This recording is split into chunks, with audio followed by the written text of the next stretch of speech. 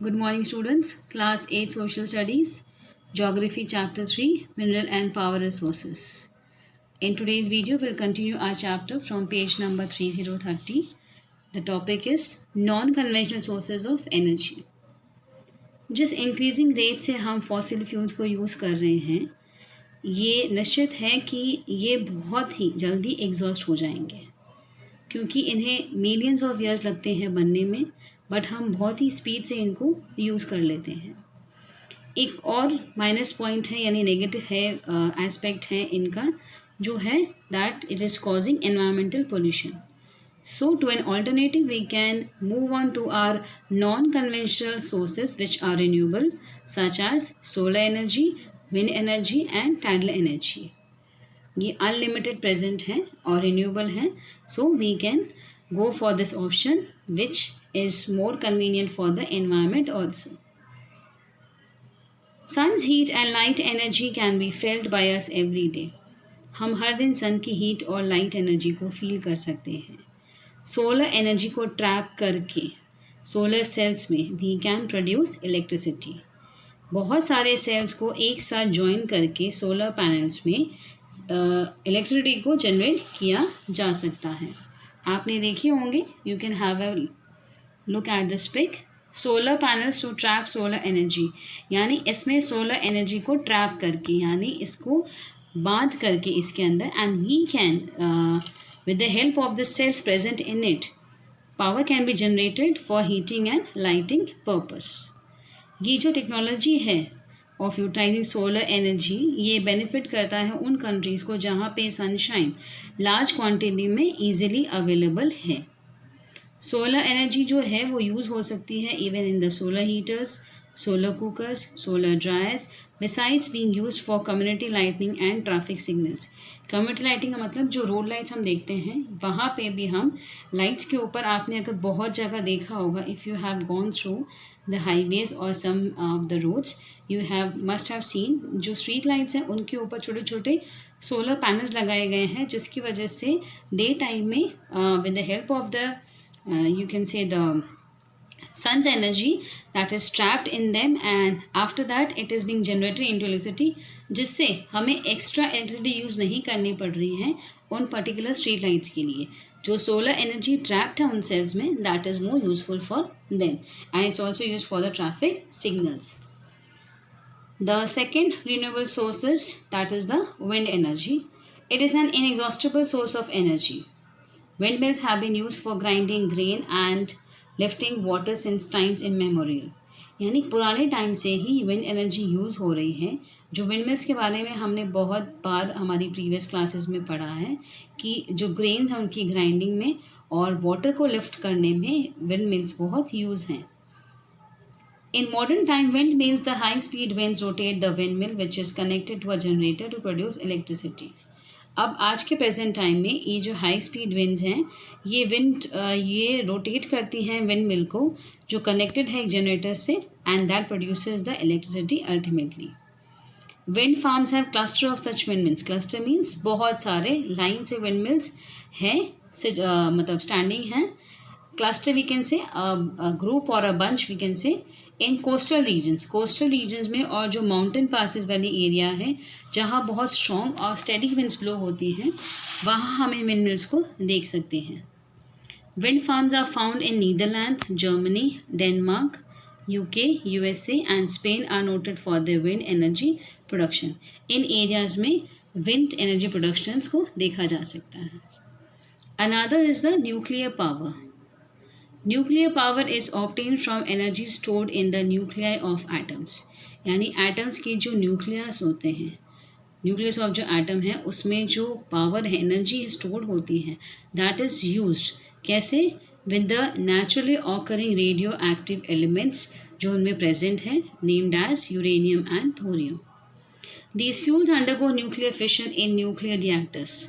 Nuclear fission यानी वो जब स्प्लिट होते हैं और and you can say like into two particles. जो पर्टिकुलर न्यूक्लियस है वो जब स्प्लिट होता है मोर देन वन कैरेक्टर में, तो उसमें जो and it takes place in the nuclear reactor which ultimately emits the power, यानी पावर रिलीज होता है। इसके जो ग्रेट प्रोड्यूसर्स हैं न्यूक्लियर पावर के, they are USA and Europe. In India if we talk, we have nuclear power stations in Rajasthan, Jharkhand, which are having large deposits of uranium. Thorium is found in large quantities in the monazite sands of Kerala. Nuclear power stations in India are located in Kalpakkam in Tamil Nadu, Tarapur in Maharashtra, Rana Pratap Sagar near Kota in Rajasthan, Narora in Uttar Pradesh, and Kaiga in Karnataka. Geothermal energy, another non-conventional source. Heat energy obtained from the earth is called geothermal energy. हम सब जानते हैं कि अर्थ के जितना deeper हम जाते हैं टेम्परेचर बहुत ज़्यादा हाई है। That is another source of energy which is named as geothermal energy. ये जो एनर्जी है heat energy, sometimes it happens that this heat energy may surface itself in the form of hot springs. Hot springs अगर आप में से किसी ने देखी हो, जैसे एक वेल होती है या पॉन्ड होता है, उस टाइप की एरियाज कहीं कहीं अपने आप फॉर्म हो जाती हैं और उनका जो पानी है आप उसे बॉइलिंग जो प्रोसेस होता है जब हम गैस पे वाटर बॉईल करते हैं, same processing in hot springs में आप पानी को बॉईल होते हुए देखेंगे। ये जो एनर्जी है it is use to generate power.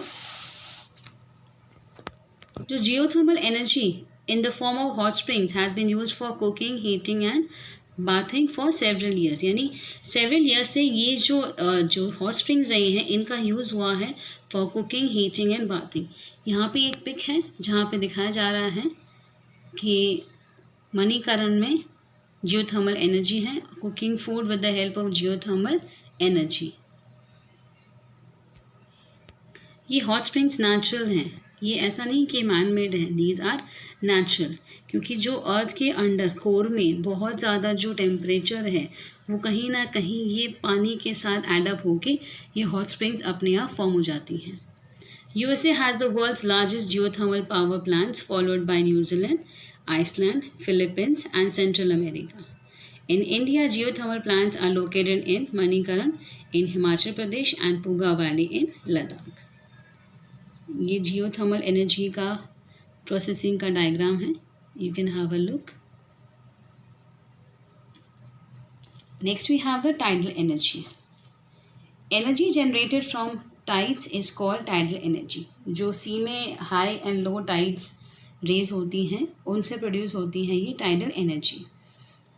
It can be harnessed by building dams at narrow openings of the sea, यानी जहाँ पे सी की ओपनिंग बहुत नैरो है वहाँ पे हम जब डैम्स बिल्डअप कर देते हैं तो इन टाइड्स को एक तरह से रोका जा सकता है। और जब हाई टाइड्स होती हैं, during high tied the energy of the tides is use, यानी इसकी जो एनर्जी है उसे यूज़ किया जाता है टू टर्न द टर्बाइंस जो डैम के अंदर इंस्टॉल्ड है यानी फिट की है, जो अल्टीमेटली प्रोड्यूस करता है electricity. Russia, France and gulf of Kutch in India have huge tidal mill farms. Biogas. Organic waste such as dead plant and animal material, animal dung and kitchen waste can be converted into a gaseous fuel called biogas. अब ये कितनी अच्छी बात है कि ये जो natural है, डेड प्लांट्स, एनिमल जो मटेरियल वेस्ट है उनका या किचन वेस्ट होता है ऑर्गेनिक, वो कन्वर्ट हो सकता है into gaseous fuel that is termed as biogas. ये डिकम्पोज किया जाता है थ्रू बैक्टीरियाज बायोगैस डाइजेस्टर्स में, और उसके बाद एक गैस एमिट होती है that is named as biogas, जो एक मिक्सचर है of methane and carbon dioxide. ये एक बहुत अच्छा फ्यूल है that can be use for cooking and lightning and it produces huge amount of organic manure each year. इससे जो ऑर्गेनिक मैन्योर प्रोड्यूस होता है वो भी हमारे प्लांट्स के लिए बहुत अच्छा है। अल्टीमेटली अगर हम इस पूरे चैप्टर का कंक्लूजन समझें तो जो लास्ट की ये 4 लाइन्स हैं, energy is everywhere but we can see that harnessing this energy is both difficult as well as costly. यानी अगर हम इस जो एनर्जीज अवेलेबल है हमारे इन्वायरमेंट है हमारे सराउंडिंग में, अगर हम इन्हें वेस्ट कर रहे हैं या इनका केयरलेसली यूज़ कर रहे हैं तो ये हमारे लिए डिफ़िकल्टीज क्रिएट करेंगे और हमारे लिए बहुत कॉस्टली भी हो जाएंगे. Each one of us can make a difference bye not wasting energy. Energy saved is energy generated.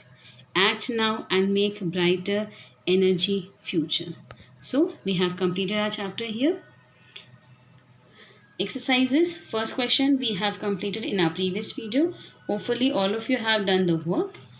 This is the second question. Take the correct answers. We have first three questions. You can see the answers marked here.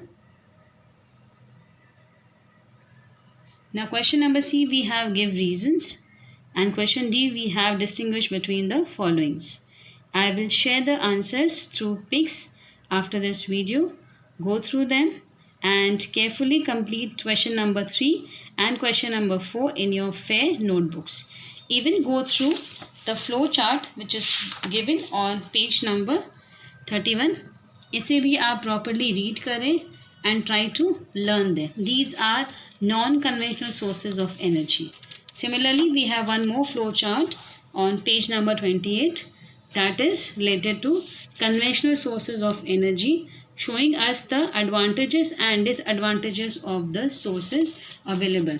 Similarly, in this flow chart also we have the presentation of the advantages and disadvantages of the non-conventional sources of energy. So here we have completed our third chapter. You will complete the assigned work, that is question number 3 and 4 to be completed in your fair notebook.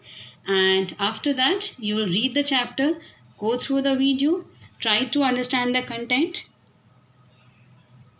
Hopefully everything is clear. If you have any doubts, just leave a message in our WhatsApp group. Thank you, class.